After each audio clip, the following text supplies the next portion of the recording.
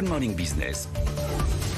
Le Conseil constitutionnel se prononce aujourd'hui sur l'extension du pass sanitaire. Le texte prévoit notamment de rendre le pass obligatoire pour certaines catégories de professions, notamment dans le secteur médical, et prévoit une suspension du contrat de travail sans rémunération pour les salariés qui ne respecteront pas cette obligation. Bonjour Benoît Serre.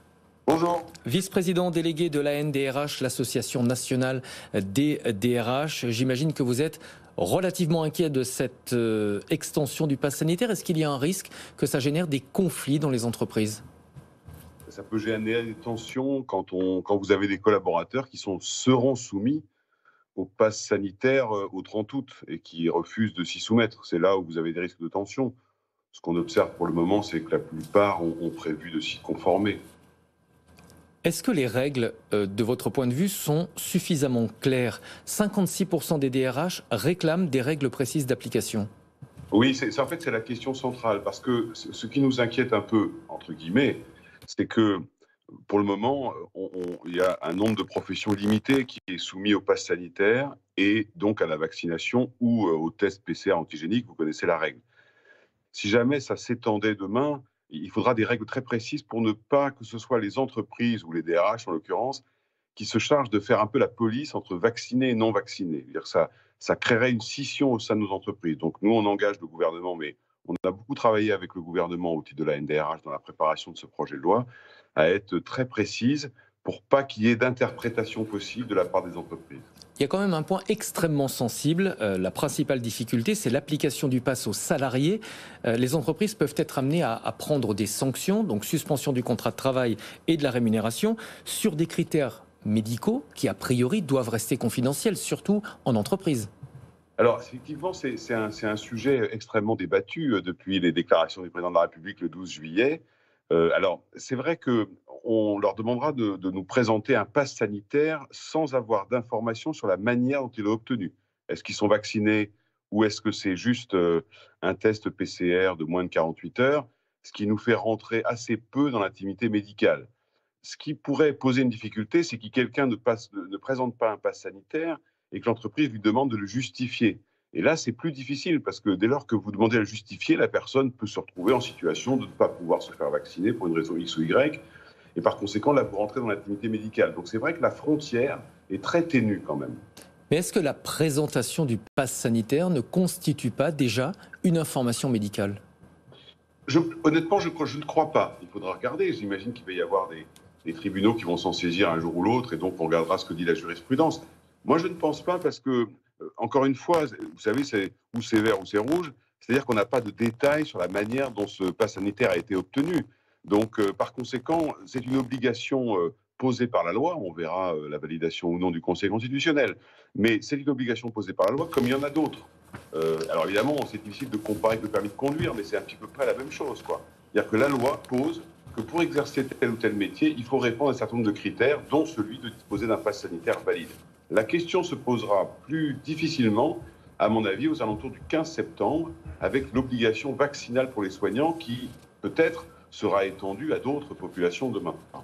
La NDRH, ce sont 5000 adhérents qui représentent pratiquement 10 millions de salariés. Quel est le sentiment de vos adhérents ? Quelles informations vous remontent du terrain ? Nous, nos adhérents, ils prennent pas position sur faut-il se vacciner ou pas. Ils disent il faut faire en sorte que les entreprises puissent fonctionner et que nos salariés soient protégés.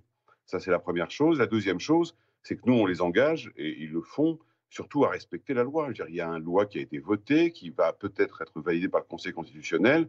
Ça peut plaire, ça peut déplaire. En attendant, ça s'applique. Et c'est un peu ce qu'on fait depuis un an et demi, même plus qu'un an et demi maintenant, pour essayer de trouver le bon équilibre entre la lutte contre la pandémie dans laquelle on a pris toute notre part, et puis le fonctionnement et la qualité de relation avec nos collaborateurs dans une configuration très difficile. Vous êtes... Nous, on est plutôt... Excusez-moi. Allez.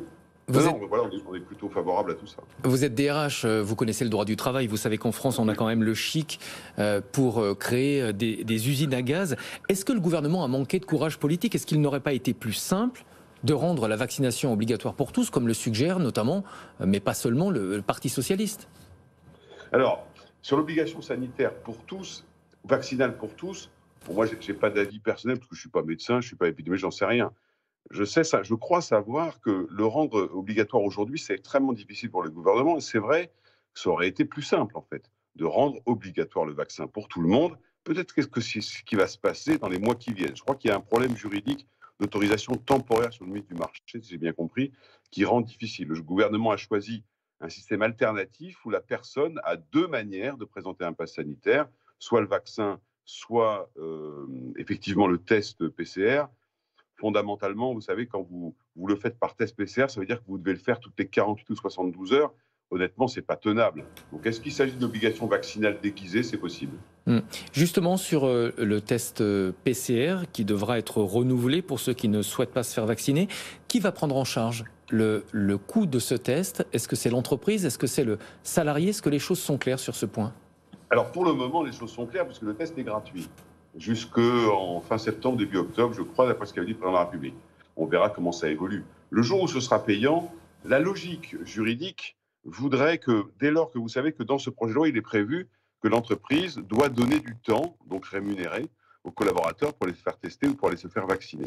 Dès lors, c'est l'entreprise qui prend en charge le temps. Donc ce serait assez logique qu'elle prenne en charge le test. Le problème, c'est lorsque quelqu'un va volontairement refuser de se faire vacciner, de se mettre en conformité, donc faire un test toutes les 48 heures, dans ce cas-là, à la fin, ça risque de coûter un peu cher. Donc je pense qu'il y a une limite à la prise en charge par l'entreprise du test, dès lors que la personne ne se teste pas en attendant d'être sur un plan vaccinal conforme, mais simplement parce qu'elle refuse de faire vacciner sans raison médicale. Et à un moment, il faudra arrêter la prise en charge tout de même, je présume. Un dernier mot, 82% des DRH ont mené des opérations de sensibilisation à la vaccination. Est-ce que c'est vraiment le rôle de l'entreprise de faire de la pédagogie? Est-ce que ce n'est pas le boulot du gouvernement? Vous savez, depuis le début de cette crise, on ne sait plus très bien quel est le rôle de l'entreprise à qui on fait jouer tous les rôles. Nous, ce qu'on a mis en place dans les entreprises grandes qui avaient des médecins en interne ont proposé la vaccination, d'autres ont organisé avec des centres, avec des pharmacies. Nous, notre objectif, c'est protéger nos salariés en leur donnant toutes les possibilités de le faire. Maintenant, on n'a jamais obligé quiconque, évidemment, à se faire vacciner, mais on a créé les conditions pour qu'elles puissent le faire. C'est vrai que c'est un peu au-delà du rôle classique de l'entreprise, mais après tout, est-ce que ce n'est pas le nouveau rôle de l'entreprise que de prendre en charge, au-delà de ses obligations, on va dire, économiques? C'est un peu ce qui est en train de se passer depuis 1 an et demi. On verra ça dans... Je pense. Merci beaucoup Benoît Serre, vice-président délégué de l'Association nationale des DRH.